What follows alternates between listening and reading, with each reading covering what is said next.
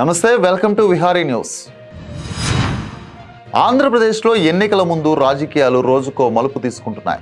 దివంగత ముఖ్యమంత్రి వైఎస్ రాజశేఖర్ రెడ్డి చనిపోయాక ఆయన అభిమానులంతా జగన్ వైపు మొగ్గు చూపడంతో వైసీపీ ఆంధ్రప్రదేశ్లో అధికారం చేజిక్కించుకుంది. అయితే ఈ ఎన్నికల్లో జగన్ నిర్ణయాలతో అసంతృప్తిగా ఉన్న వైఎస్ వర్గానికి షర్మిల కాంగ్రెస్లో చేరడం మరో కొత్త మార్గాన్ని చూపించింది.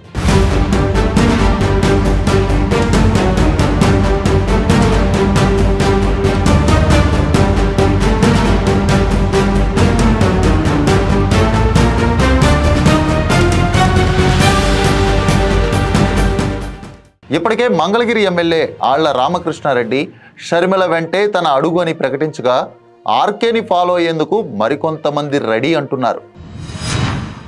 ఏపీలో ఎన్నికల హడావుడి మొదలైంది. ఇప్పటికే ప్రధాన ప్రతిపక్షాలైన టీడీపీ, వైసీపీలు వ్యూహాలు రచిస్తుండగా తెలంగాణ ఏర్పాటుతో ఆంధ్రాలోనూ తన ఉనికిని కోల్పోయిన కాంగ్రెస్ పార్టీ షర్మిలకి పగ్గాలు అప్పచెప్పింది.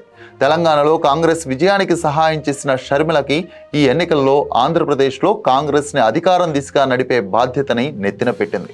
దీంతో అధికారంలో ఉన్న అన్న జగన్ రెడ్డిని ఎదుర్కొని ప్రతిపక్షాల వ్యూహాలను తిప్పికొట్టి కాంగ్రెస్ని బలోపేతం చేసే దిశగా షర్మిల అడుగులేస్తున్నారు. దీంతో వైసీపీ పార్టీలోని అసంతృప్త నాయకులను, గతంలో తన తండ్రితో కలిసి కాంగ్రెస్లో పనిచేసిన నేతలను, ఆయన అభిమానులను ఆకట్టుకునే విధంగా ప్రయత్నిస్తున్నారు. షర్మిల కాంగ్రెస్ కండువా కప్పుకోకముందే జగన్పై ధిక్కార స్వరం వినిపించి ఆ పార్టీకి రాజీనామా చేసిన మంగళగిరి ఎమ్మెల్యే ఆళ్ల రామకృష్ణారెడ్డి షర్మిల వెంటే నా పయనమంటూ తొలి అడుగు వేశారు. ఇక షర్మిల అధికారికంగా కాంగ్రెస్లో చేరి ఆంధ్రప్రదేశ్లో అడుగుపెట్టే సమయానికి మరికొంతమంది నేతలు ఆర్కే బాటలో నడిచేందుకు రెడీగా ఉన్నారట.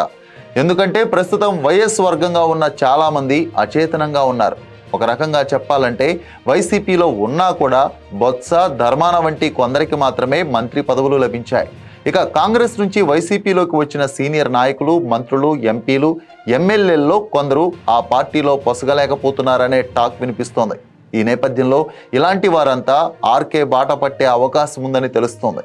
వైసీపీని వీడి కాంగ్రెస్లో షర్మిల వెంట నడిచేందుకు అవకాశం ఎక్కువగా ఉందనే చర్చ సాగుతోంది. జిల్లాకు 2 చొప్పున వేసుకున్న కాంగ్రెస్కు కీలక నాయకులు ఉన్నారు.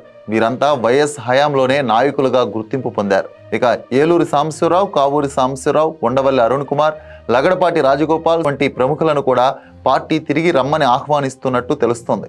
వైఎస్తో నడిచి ఆయన మంత్రివర్గంలో చోటు దక్కించుకున్న ఉమ్మడి గుంటూరుకు చెందిన గాదే వెంకటరెడ్డి, ఆయన కుమారుడు ప్రస్తుతం వైసీపీలో ఉన్నారు. కానీ వీరికి ఎలాంటి ప్రాధాన్యం దక్కకపోవడంతో అసంతృప్తిగా ఉన్నట్టు వినిపిస్తోంది. కాగా ఇలాంటి నేతలంతా ఇప్పుడు మళ్ళీ కాంగ్రెస్ గూటికి చేరితే కాంగ్రెస్ బలపడడం పక్కన పెడితే ఓటు బ్యాంకు చీలి ప్రత్యక్షంగానో పరోక్షంగానో అధికార పార్టీకే కాదు విపక్ష పార్టీలపై కూడా ప్రభావం చూపిస్తుందనే లెక్కలు వేస్తున్నారు విశ్లేషకులు.